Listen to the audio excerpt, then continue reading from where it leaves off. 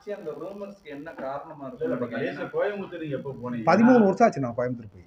அதுலதான் ஏதோ பிரச்சனை பண்றதாக, ஏதோ பஞ்சாயத்து பண்றதாக சொல்லி. இல்ல, நான் போய் 13 வருஷம் ஆச்சு கோயம்புத்தூர் பக்கம் போய். இல்ல, அங்க உங்களுக்கு தெரிஞ்ச நபர்கள் வந்து சந்திக்க வாய்ப்பு இருக்கான்னு கேக்குறாங்க. அங்க நான் போக வாய்ப்பு இல்லையே. நேரடியா போகாத, அங்க நபர்கள் வழியா எதுவும் பிரச்சனை இஷ்யூ ஓடுதான்னு இல்லையே, அப்படி எந்த பிரச்சனை கிடையாது.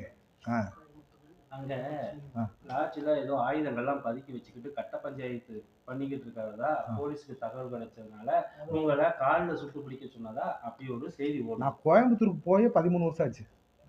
அங்க உள்ளவங்க யார்கிட்டயும் பேசி டச்ல இருக்கீங்க? டச்ல இருக்கீங்களான்றத நான் கேக்குறேன். ஏன்னா அவங்க போலீஸ் வந்து இன்னொருத்தவங்க பிடிக்கிறாங்க, அவங்க கையில சொன்னதுக்கு இல்லையே, அங்க யாருமே டச் இல்லையே.